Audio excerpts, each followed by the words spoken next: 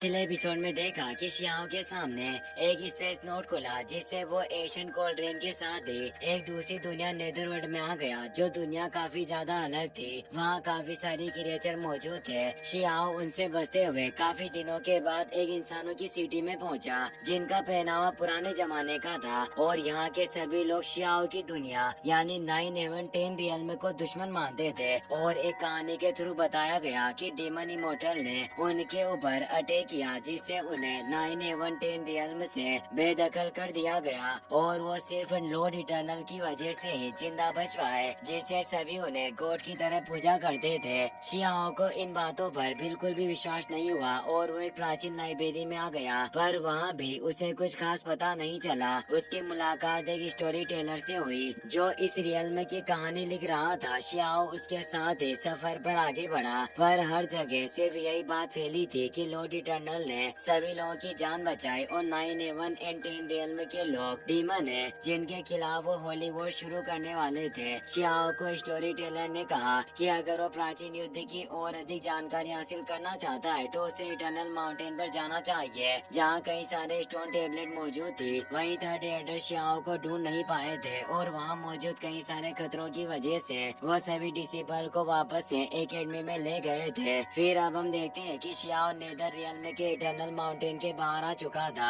उसे story teller ने बताया था कि अगर तुम इस माउंटेन के टॉप पर पहुंच सकते हो तो तुम इमोर्टल टीचिंग को प्राप्त कर पाओगे और तुम्हारा फ्यूचर काफी असीम होगा। शियाओ गुस्से में माउंटेन को देखकर सोचता है कि मैं उस डार्क क्रिएचर के असली चेहरे को देखना चाहता हूँ जिसने एशियन इमोर्टल का खात्मा किया था, और उस माउंटेन पर अटैक करता है। पर वो पूरा माउंटेन एक एनर्जी बैरियर की वजह से प्रोटेक्टेड था, जिससे तेज एनर्जी वेव रिलीज हो गई। शियाओ कहता है कि वास्तव में ये माउंटेन काफी ज्यादा डरावना है, हर कोई आम आदमी इसमें प्रवेश नहीं कर सकता, इसीलिए वो बूढ़ा स्टोरी टेलर आज तक यहाँ आने की हिम्मत नहीं कर पाया। तभी ऊपर से एक तेज एनर्जी शियाओ के ऊपर गिरती है। ये माउंटेन का एनर्जी टेस्ट था। शियाओ इसे आसानी से सहन करके खत्म कर देता है, जिससे वो शील्ड भी टूट जाती है और शियाओ उस माउंटेन के अंदर की तरफ बढ़ने लग जाता है। वो जब अंदर पहुँचता है तो वहाँ दीवारों को काटकर उन पर ग्राफिक आर्टवर्क किए हुए थे, यानी कि वहाँ काफी सारे मुरल्स बने हुए थे। शियाओ जैसे उन्हें टच करता है तो उसके अंदर से एक तेज एनर्जी रिलीज हुई और वो कुछ जेट टेबलेट कार्ड बाहर आते हैं जो इस नेदरवर्ल्ड के प्राचीन इतिहास को रिकॉर्ड करके रखे हुए थे।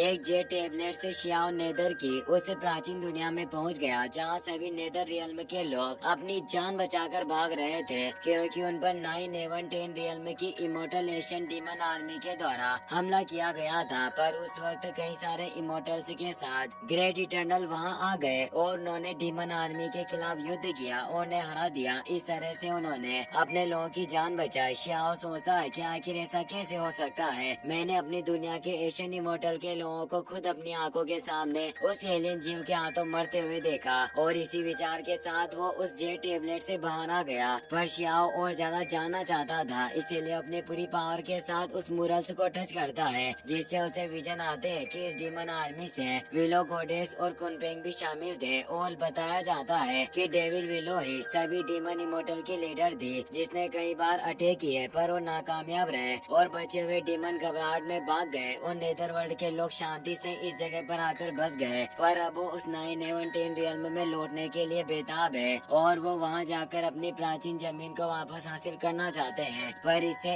एक होली वॉर शुरू हो जाएगी। शियाओ को काफी गुस्सा आता है क्योंकि नेदरवर्ल्ड के लोग गॉडेस लियो को डेविल मानते थे। उसके गुस्से से वो पूरी जगह हिलने लगी। वो बोलता है कि ये बातें पूरी तरीके से बकवास है और उस इल्यूजन से बाहर आ जाता है। वो कहता है कि विलो गॉडेस हमेशा सभी तरह के जीवों की रक्षा करती है, पर आखिर वो एक दुनिया को खत्म करने के मामले में कैसे हाथ मिला सकती है? आखिर तुम्हारे अंदर हिम्मत कैसे हुई उनका अनादर करने की? वास्तव में ये सभी जेट टेबलेट और यहाँ के लोगों की कहानियाँ सब बकवास है और कोई झूठी बातें प्राचीन समय से ही फैलाता हुआ आ रहा है, ताकि सभी लोगों को 9/10 रियल्म के खिलाफ भड़काया जा सके और सभी मिलकर एक साथ होली वॉर शुरू कर दें। जरूर ये लॉर्ड इटर्नल की योजना होगी, जिससे वो लोगों को अपने वेपन की तरह इस्तेमाल करने के लिए ये सब कर रहा होगा। और वो गॉडेस लियो को याद करते हुए कहता है कि नेदरवर्ल्ड के द्वारा जो खिचड़ी बनाई गई उसमें जरूर कुछ काला है। मैं अपने ही हाथों से सत्य को उजागर करके रहूंगा।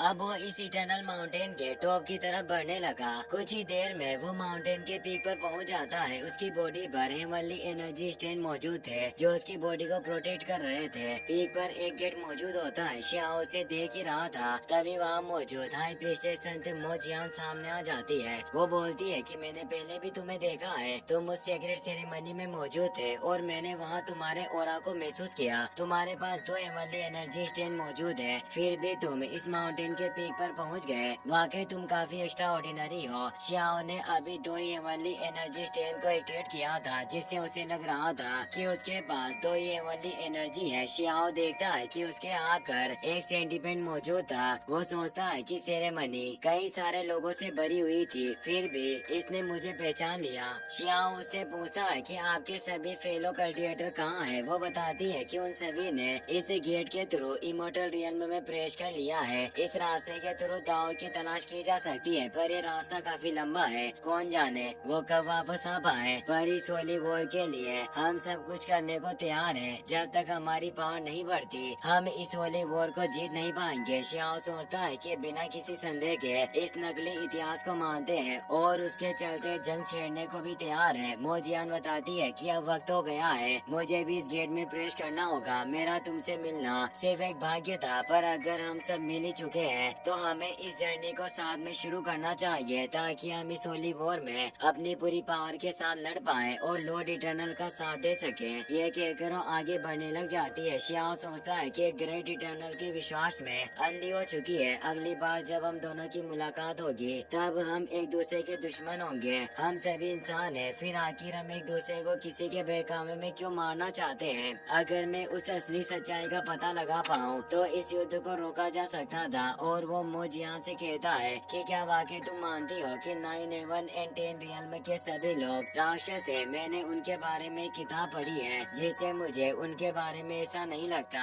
क्योंकि उस 9 हेवन 10 रियल्म के लोग आपके और मेरे जैसे ही इंसान है। वो हमारी तरह ही साधारण जीवन जीते हैं। मोजियान कहने लगी कि भले ही उन सभी के पास ह्यूमन बॉडी हो, पर उनका दिल शैतान का है। उन्होंने हमारे स्पिरिचुअल लैंड पर कब्जा किया और हमारे लोगों का वध किया। ऐसे पाप को कभी भी बुलाया नहीं जा सकता। शियाओ कहता है कि क्या हो अगर वो सभी कहानियाँ जो उन डीमन के बारे में है वो एक बड़ा झूठ हो सकता है कि वो दुनिया जहाँ के लोग पहले शांति से जिया करते थे, पर एक आपदा की वजह से उनका पूरा एरा ही समाप्त हो गया और उसकी वजह से अनगिनत प्राणी मारे गए थे। और जो इन आपदा के पीछे था उसने सही और गलत को बदल लिया हो और खुद को सभी का सेवियर बता रहा हो। हम दोनों दुनियाओं के लोग पहले हो सकता है कि रिश्तेदार हो, एक साथ ही खाते पीते हो, पर अब किसी की वजह से हम दोनों दुश्मन बन गए। शियाओ इंटरडायरेक्टली ग्रेट इटर्नल को इन सभी का दोषी साबित कर रहा था। मोजियान कहती है कि तुम ग्रेट इटर्नल की निंदा करते हो। उन्होंने दाव के रास्ते पर चलते हुए उन डीमन पर विजय प्राप्त की थी और हम सभी को बचाया, जिससे कई सारे एशियन टेस्ट और चार्ट्स में भी इनका रिकॉर्ड है। आखिर वो सभी पुरानी चीजें कैसे गलत हो सकती है? लगता है कि तुम जो प्राचीन बुक पढ़ रहे हो वो उन डीमंस के द्वारा क्रिएट किया गया एक नकली इतिहास हो, जो उन्होंने हम लोगों को बहकाने के लिए बनाया हो, ताकि इस दुनिया के लोग भी उनके सर्वेंट बन सके। ये बिल्कुल उन तितलियों की तरह है जो कोई भी खतरे से अनजान होती है, पर जब उन्हें असलियत का एहसास होता है तो बहुत देर हो चुकी होती है